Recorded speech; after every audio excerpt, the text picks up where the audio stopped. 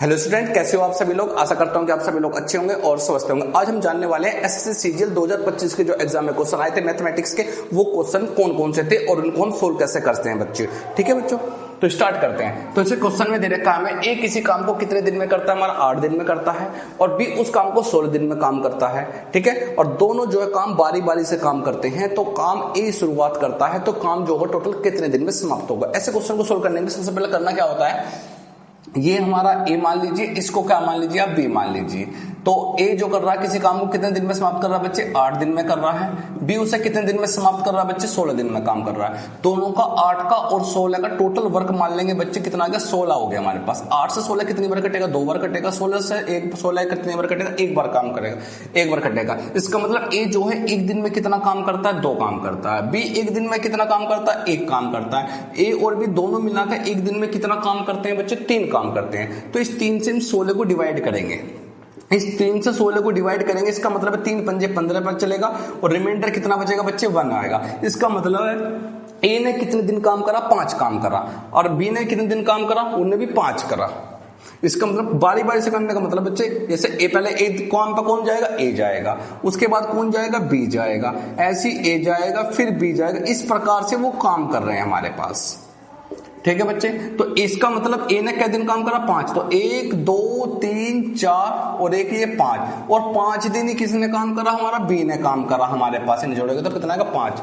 इसके बाद इसका मतलब है ए ने 5 दिन काम करा और बी ने भी 5 दिन काम करा। तो टोटल क्या दिन काम हो गया बच्चे, 10 दिन। तो 10 दिन में जो टोटल काम हुआ 16 में से 15 काम हो गया। अब काम कितना बचता है बच्चे, अब काम बच गया बच्चे हमारे पास एक बच गया। अब बारी किसकी आने वाली है, तो बी के बाद बारी किसकी आएगी, ए की बारी आएगी। और ए जो है एक दिन में कितना काम करता है, 2, लेकिन काम कितना बच रहा है, 1। इसका मतलब जो काम बचा 1, यानी कि उसे पूरा दिन नहीं लगेगा, क्योंकि पूरे दिन में तो 2 काम करता है वो, लेकिन काम को कितना करना है, उसको 1 करना है। तो 1 को 2 से डिवाइड कर देंगे बच्चे, तो 10 प्लस 2 से 2 का 1 को डिवाइड करोगे 0.5। इसका मतलब है इसका आंसर हो जाएगा 10.5, या लिख सकते हो आप इसको 10 सही 1/2 दिन में हमारा काम खत्म हो जाएगा बच्चे। ठीक है बच्चे, अगला सवाल दे रखा है बच्चे, उसमें बेलन दे रखा। बेलन का जो त्रिज्या देकर चल रहा है, यानी कि त्रिज्या देकर चल रहा है बच्चे वो r, मतलब रेडियस कितनी है बच्चे उसकी, देकर चल रहा है वो 7 सेंटीमीटर देकर चल रहा है। और उसकी जो हाइट है, हाइट दे रखा है 10 सेंटीमीटर, और पूछ लिया है कि उसका कर्व्ड सरफेस एरिया कितना होगा, यानी कि CSA ऑफ सिलेंडर पूछा। तो CSA ऑफ सिलेंडर जो होता है बच्चे, सिलेंडर फॉर्मूला होता है बच्चे CSA ऑफ सिलेंडर का 2 पाई r और h होता है बच्चे। इसको सोल्व कर देंगे हम लोग। 2 ऐसी रहेगा, मल्टीप्लाई पाई की वैल्यू कितनी होती है बच्चे, 22/7, और रेडियस कितनी है बच्चे 7, और हाइट कितनी है बच्चे उसकी 10। तो 7 से 7 काट देंगे, 22 दूनी 44 गुना 10 कर देंगे, कुल मिलाकर आ जाएगा 440 सेंटीमीटर स्क्वायर। ठीक है बच्चे, तो इसका सही आंसर क्या रहा, 444 सेंटीमीटर स्क्वायर। अगला सवाल क्या दे रखा है बच्चे में, अगला सवाल दे रखा है a + 1/a की वैल्यू बच्चे 5 देकर चल रहा है, और वो पूछ लिया है उसने हमसे a² + 1/a² की वैल्यू कितनी होगी। तो करना कुछ नहीं है बच्चे, इस नंबर का क्या कर दो आप, स्क्वायर कर दो। 5 का स्क्वायर कर देंगे कितना आएगा, 25। यदि यहाँ पर प्लस है तो 2 माइनस कर देंगे, और यदि यहाँ माइनस होता है तो 2 प्लस कर देते हैं। तो 25 में से 2 कितना आ जाएगा बच्चे, 23 आंसर आ जाएगा इसका। नेक्स्ट क्वेश्चन देखते हैं बच्चे। क्वेश्चन दे रखा है बच्चे उसने cos² 29, cos² 29 प्लस cos² 61। ठीक है बच्चे, बहुत ही आसान क्वेश्चन पूछा सीजीएल 2025 में। ठीक है, तो करना क्या है बच्चे, यदि इन दोनों को जोड़कर यदि 90 बन जाता है, देखो 60 20 80 9 1 10, यानी कि बढ़ गया 90 बन गया। जब भी 90 बन जाएगा तो इसका आंसर क्या होगा बच्चे, 1 हो जाएगा।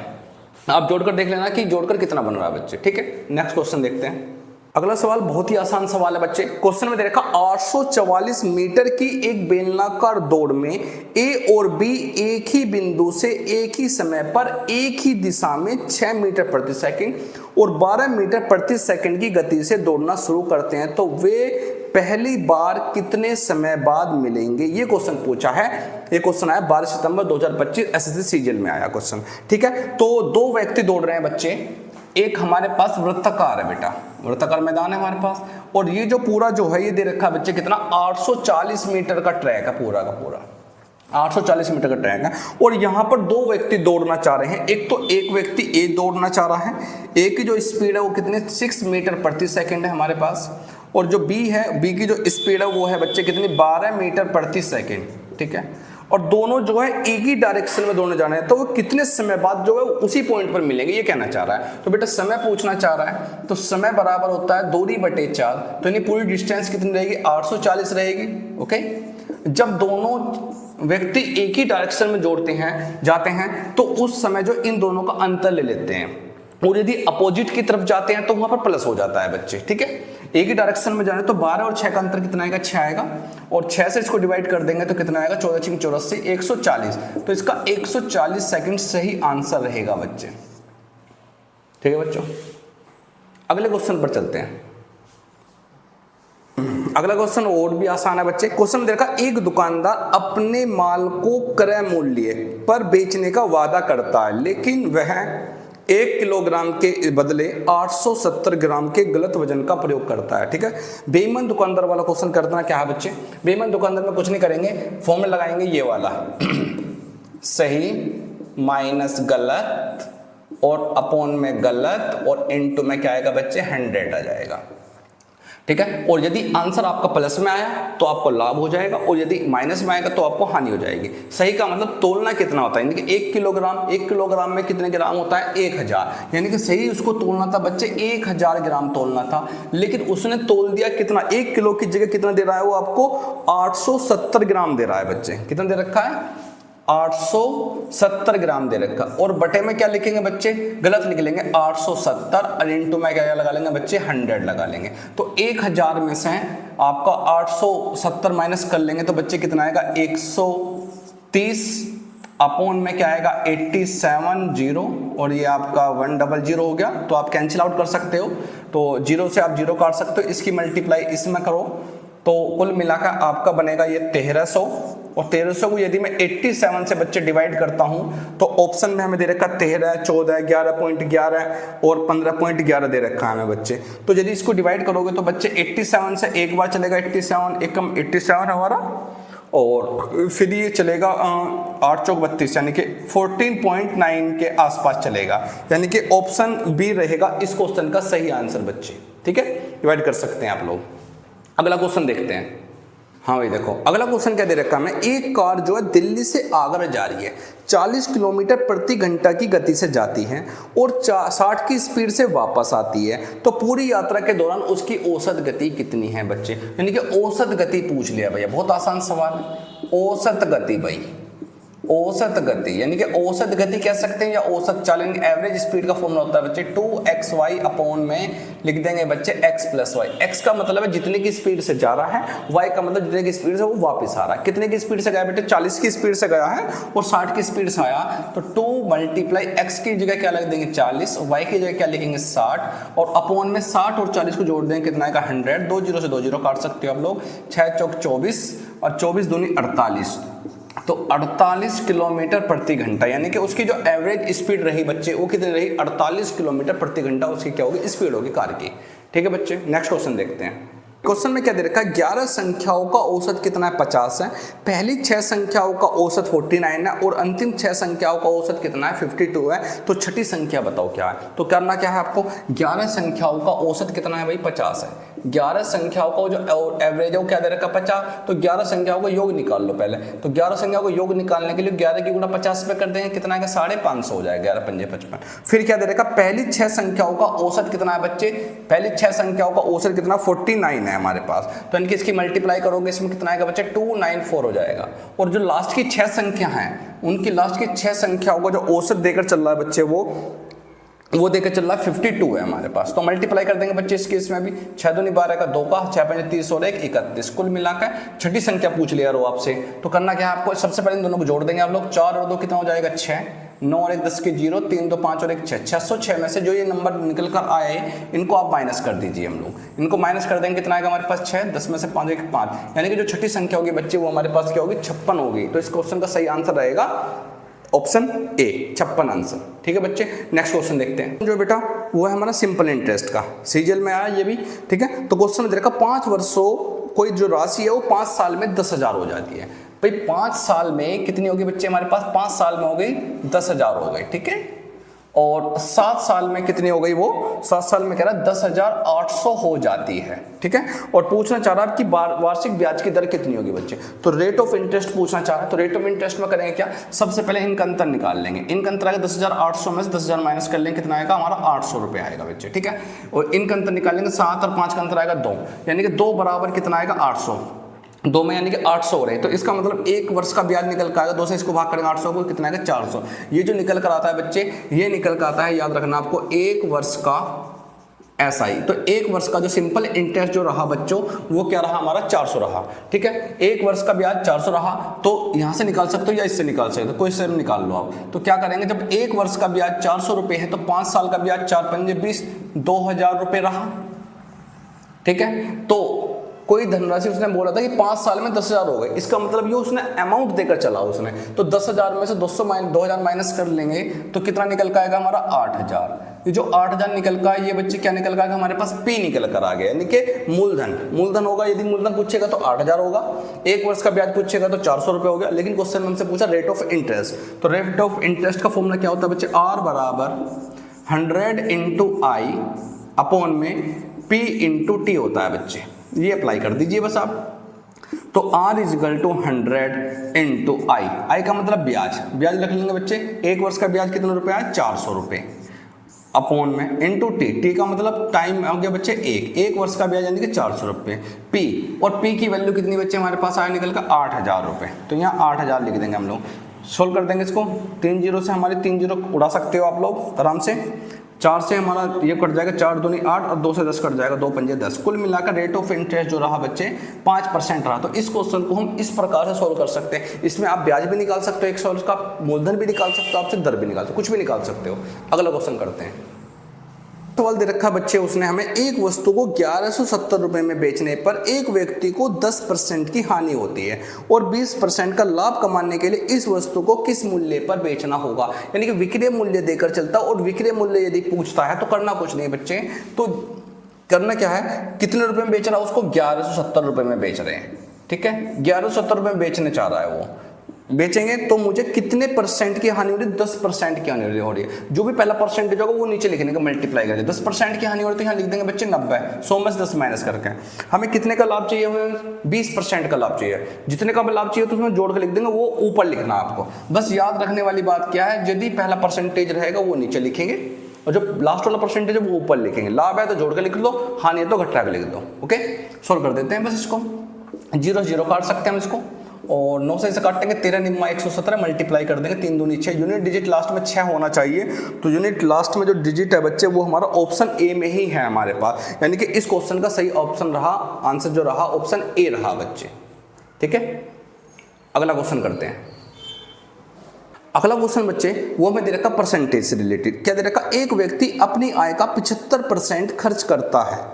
कितने परसेंट खर्च कर रहा बच्चे, 75% खर्च करता है। मान लीजिए भाई, माना टोटल जो उसकी इनकम है बच्चे, टोटल जो इनकम है, इनकम जो टोटल इनकम हमने मान ली भैया 100 रुपये वो कमा रहा मान लीजिए, और उसने क्वेश्चन में बोला कि वो आय का 75% खर्च करता है। यानी कि जो स्पेंड, यानी कि जो खर्च करता है वो बच्चे कितने रुपए खर्च कर रहा है, यानी 75% खर्च कर रहा है। तो यानी कि जो उसकी सेविंग रहेगी बच्चे, वो सेविंग कितनी रहेगी बच्चे, 25 रहेगी। सीधी सी बात है भाई, मान लो कोई व्यक्ति 100 रुपये कमा रहा है और 75 जो रुपये वो खर्च कर रहा है, तो 25 रुपये जो है यानी कि बचा रहा है, यानी कि हमसे।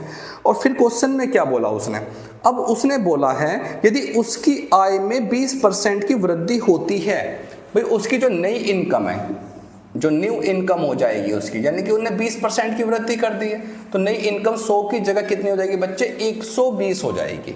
कितनी हो जाएगी, 120 हो जाएगी। नई इनकम कितनी हो जाएगी बच्चों, 120 हो जाएगी। और फिर क्वेश्चन में क्या कहना चाह रहा है कि बचत में 10% की कमी हो जाती है।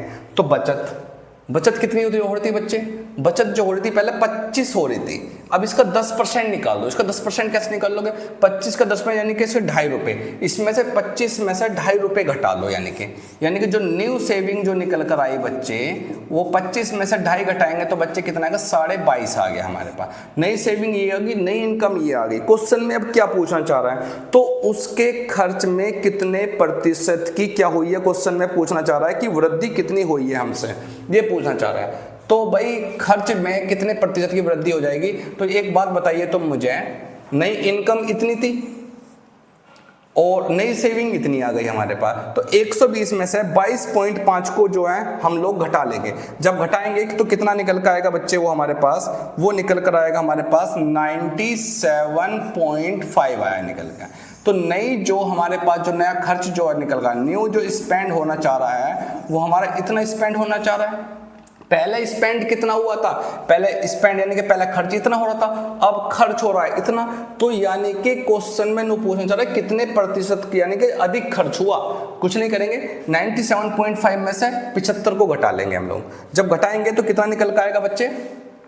घटा लीजिए आप इसको, 97.5 में से आप 75 को माइनस कर लेंगे बच्चों, तो कितना आएगा हमारे पास? 22.5, यानी कि इतने परसेंट इंक्रीज हो रहा है यानी कि वो। तो 22.5 और अपोन में क्या लिखेंगे आप? 75 लिखेंगे। इनटू में क्या लगा लेंगे आप लोग बच्चे? 100 लगा लीजिए, बस काट पीट लीजिए, पॉइंट हटाएंगे, 1 0 ये उड़ा दीजिए इसको, ठीक है। अब इसे काटेंगे 25 25 3 75 हो जाएगा बच्चे, और 25 निम्मा 225 होता है, और 3 से काट देंगे, 3 3 9 3 धा 30। कुल मिलाकर उसकी जो खर्च है उसमें 30% की जो क्या हो जाएगी बच्चे? वृद्धि हो जाएगी। में हमें दे रखा a plus B plus C की वैल्यू 0 दे रखी है, तो हमें a square upon B C, B square upon C A plus C square upon A B की वैल्यू निकालनी है, ठीक है। बहुत ही आसान सवाल है बच्चे। तो क्वेश्चन में दे रखा है हमें a स्क्वायर अपॉन में हमें बी सी दिया है, प्लस बी स्क्वायर अपॉन में सी ए है, plus C square upon A B. बच्चे हमें इसकी वैल्यू पूछना चाह रहा है, तो सबसे पहले आप इन तीनों का एलसीएम ले लीजिए। इन तीनों का यदि मैं एलसीएम ले लूंगा तो बच्चे कितना आएगा? ए बी और आपका सी हो जाएगा बच्चे, ओके। अब एक बात बताइए, बीसी से हमारा बीसी कट गया, तो यहाँ पर क्या बचा हमारे पास? ए की क्या बचा? क्यूब बचा। इसी प्रकार से यहाँ बी की क्यूब बचा, और यहाँ पर क्या बचा? सी की क्यूब बचा। और क्वेश्चन में हमसे क्या पूछना चाह रहा है कि a plus B plus C की वैल्यू 0 दे रखी है। तो बच्चे एक हमारे पास एक आइडेंटिटी होती है। एक आइडेंटिटी क्या होती है? यदि हमारे पास यदि a प्लस बी प्लस सी बराबर क्या हो बच्चे? 0 हो, तो उस केस में a की क्यूब प्लस बी की क्यूब प्लस सी की क्यूब की जो वैल्यू होती है मेरे बच्चों, वो 3abc होती है। इसका मतलब इस पूरे की जो वैल्यू हो जाएगी, ऊपर वाले पोर्शन की वैल्यू हो जाएगी 3ab और c हो जाएगी, और अपोन में क्या है? abc है। तो कुल मिलाकर abc से ab कट जाएगा, और हमारे पास क्या आंसर आ जाएगा आपका? 3 आंसर आ जाएगा। तो इस क्वेश्चन का सही आंसर रहा बच्चे 3 आंसर। क्वेश्चन दे रखा बच्चों ने, क्वेश्चन दे रखा चुनाव वाला। क्वेश्चन में क्या दे रखा? एक चुनाव में 2 उम्मीदवारों ने भाग लिया, ठीक है, और जीतने वाले को कुल मतों का 58% प्राप्त हुआ। जो टोटल वोट थी उसका 58% प्राप्त हुआ।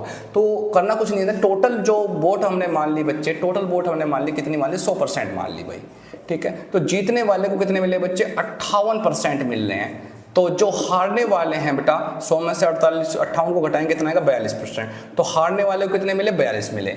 तो यानी कि वो जो आगे क्वेश्चन में कह रहा है, और वह 2400 मतों से जीत गया, टोटल 2400 मतों से जीत गया। इसका मतलब है इन दोनों को जो डिफरेंस दे रखा है वो आपका 2400 देकर चल रहा है। वो कितना देकर चल रहा है बच्चे? 2400 देकर चल रहा है। तो 8 में से 2 गए 6, 5 जाएगा, यानी कि 16% की जो वैल्यू है बच्चे, वो क्या दे रखा? 2400 दे रखा। काट सकते हो इसे आप आराम से, 4 से काट लो या 8 से काट लो। 8 दूनी 16, 8 तिया 24, कितना आ गया बच्चे? 300 हो गए। 2 से काट सकते हैं फिर इसे, 15 दूनी 30, कुल मिला कितना का? 150। यानी कि 1% की वैल्यू जो होगी बच्चे हमारे पास कितनी होगी? 1% बराबर कितना आएगा? 150। तो टोटल वोट पूछना चाह रहा है, टोटल होता है बच्चे हमारे पास 100%। तो 100% का मतलब 100 से मल्टीप्लाई कर देंगे, 100% का मतलब यानी कि 2 0 लास्ट में और हम लगा देंगे। तो टोटल जो वोट थी बच्चे हमारे पास थी वो थी 15,000। ओके, नेक्स्ट क्वेश्चन देखते हैं। अगला क्वेश्चन बेटा वो हमें दे रखा टाइम एंड वर्क का। क्वेश्चन में दे रखा x किसी काम को 10 दिन में करता है, y उसे 15 दिन में करता है। इसका मतलब बच्चे x किसी काम को कितने दिन में करता है? 10 दिन में करता है। y उसे करता है बच्चे 15 दिन में। तो सोल्व कर सकते हैं, टोटल एलसीएम ले लो 10 का और 15 का एलसीएम कितना आएगा? 30। तो 10 से 30 कट जाएगा बच्चे, 10 या 30, 15 दूनी 30, ठीक है। यानी कि x जो एक दिन में कितना काम कर रहा है? 3 काम कर रहा है।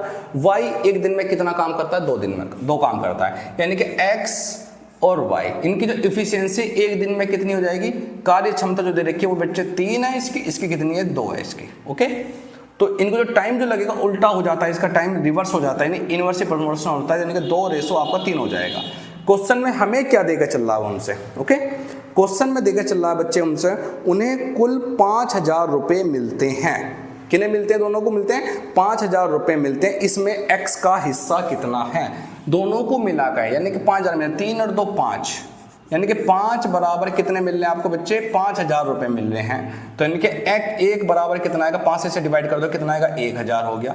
किसकी पूछना चाह रहा है बच्चे वो आपसे, वो पूछना चाह रहा है एक्स की। तो x की कार्यक्षमता पूछना चाह रहे हैं, यानी कि ये एक दिन में 3 काम करो तो 3 के हिसाब से पैसे मिलेंगे, तो x को जो पैसे मिलेंगे 3 गुना 1000, कुल मिलाकर आपका हो गया 3000। ओके बच्चे, ओके। नेक्स्ट क्वेश्चन देखते हैं। हमें अलजेब्रा का दे रखा है, क्वेश्चन में दे रखा है x प्लस 1/x की वैल्यू। तो x प्लस 1/x की वैल्यू बच्चे दे रखी 2√3 देकर चल रहा है, और उसने हमसे पूछ लिया है कि x की क्यूब प्लस 1/x की क्यूब की वैल्यू क्या होगी। तो बच्चे कुछ नहीं करना होता है, सबसे पहले यदि ये वैल्यू देकर चल रहा और ये वैल्यू क्यूब की वैल्यू पूछ ले तो इस नंबर का बेटा क्यूब कर दो। अब क्यूब कैसे करते हैं बच्चे, इसको 2-3 बार मल्टीप्लाई करो, 2√3 मल्टीप्लाई 2√3 मल्टीप्लाई 2√3। मल्टीप्लाई कैसे करेंगे बच्चे, 2 दूनी 4, 4 दूनी 8 हो गया बच्चे, ठीक है। और √3 की मल्टीप्लाई √3 में करेंगे कितना आएगा, 3 आएगा, और ये √3 इसको ऐसे लिख लीजिए। तो कुल मिलाकर 8 से कितना हो गया, 24√3 हो गया। यानी कि जो भी नंबर रहेगा उसका आप होल की क्यूब कर दीजिए। उसके बाद जो भी ये नंबर रहा इसमें 3 से मल्टीप्लाई कर दीजिए। जब 3 से मल्टीप्लाई करूंगा 3 दूनी 6, 6√3 हो जाएगा, और 24 में से 6 गए बच्चे, तो हमारे पास कितना बचेगा, हमारे पास 18। 18√3 इस क्वेश्चन का सही आंसर रहा बच्चे। ठीक है बच्चे, वीडियो अच्छी लगी हो तो वीडियो को लाइक करो एंड चैनल को सब्सक्राइब कर लीजिए।